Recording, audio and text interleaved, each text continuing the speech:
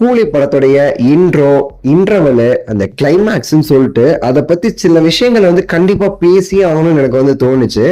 அதுக்கு தான் இந்த வீடியோ நான் எதுவும் பெருசா ரிவீல் பண்ண போறது கிடையாது. ஆனா நீங்க கடைசி வரை பாருங்களேன், நான் என்ன சொல்ல வரேங்கிறது உங்களுக்கு புரியும். நான் என்ன சொல்ல வரேன்னா, அதை பத்தி நான் பேசணும், ஆனா பார்க்காதவங்களை வந்து டிஸ்டர்ப் பண்ணிடவும் கூடாது. என்ன மாதிரி பண்ணிட்டு இருக்கிறாருங்க அவரு. அதான் எனக்கு வந்து ஆக்சுவலா லாஸ்ட் படம் பாத்தீங்கன்னா வேட்டையன்ல வந்து அந்த படத்தை வந்து பொறுத்த வரைக்கும் சூப்பர் ஸ்டாரோட மாசும் இருக்கணும், சேமஸ் படத்துடைய கதைங்கிறது வந்து ஒரு இன்வெஸ்டிகேஷன் த்ரில்லர், அதுக்கேற்ற மாதிரி போகணும், ரொம்ப மாசா போயிடக்கூடாதுன்னு சொல்லிட்டு அந்த டேரக்டர் வந்து ரஜினி சாருக்கு ஒரு இன்ட்ரோ வச்சிருப்பாரு வேட்டையன்ல. சூப்பரான ஒரு இன்ட்ரோ, அவருக்குன்னு ஏத்த மாதிரி அந்த சாங்கோட வரும்போது ரொம்பவே சரி நல்லா இருந்துச்சு அந்த இன்ட்ரோ.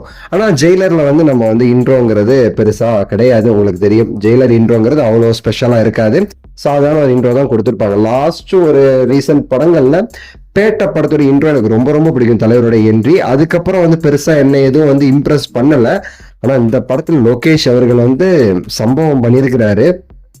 அந்த டைட்டில் கார்டுல இருந்து அந்த இன்ட்ரோல இருந்துன்னு சொல்லிட்டு ஒவ்வொரு இடத்துலயும் சம்பவம் பண்ணியிருக்கிறாருங்க.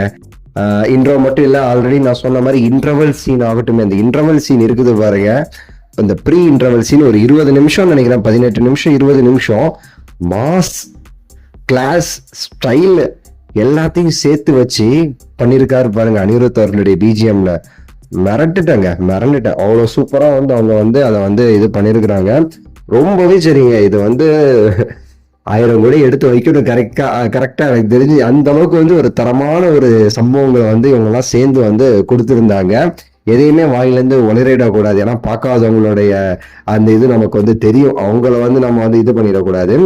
ஆக்சுவலா மெயின் விஷயம் அப்படிங்கிறது இந்த இன்டர்வல் சீன் தான். மிரட்டிட்டாங்க.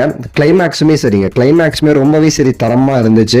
அதுக்கேற்ற ஒரு கிளைமேக்ஸ். நம்ம தமிழ் சினிமாவுடைய அந்த ஃபர்ஸ்ட் ஹாஃப் நல்லா இருக்கும், செகண்ட் ஹாஃப் ஒரு மாதிரி இருக்கும், கிளைமேக்ஸ் வந்து சொல்லுவாங்க. அதெல்லாம் தாண்டி இந்த படத்துடைய கிளைமேக்ஸ் எப்படி ஜெயிலர்ல வந்து கிளைமேக்ஸ் வந்து ஒரு படத்துக்கே மிகப்பெரிய ஒரு வெயிட்டா அமைஞ்சிச்சு, அதே மாதிரி இந்த கிளைமேக்ஸுங்கிறதுமே சரி ஒரு சூப்பரா வந்து அவங்க வந்து பண்ணியிருந்தாங்க. ரொம்பவே சரி சந்தோஷமா இருந்துச்சு.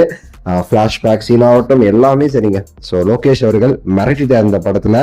பக்கபலமா நம்ம அனிருத் அவர்கள் வெறித்தனமான சம்பவம் பண்ணியிருக்கிறார் மியூசிக்ல. தலைவர் ஆக்டிங்கு மாஸ் தலைவா, லவ் யூ தலைவா அப்படின்னு தான் சொல்லணும்.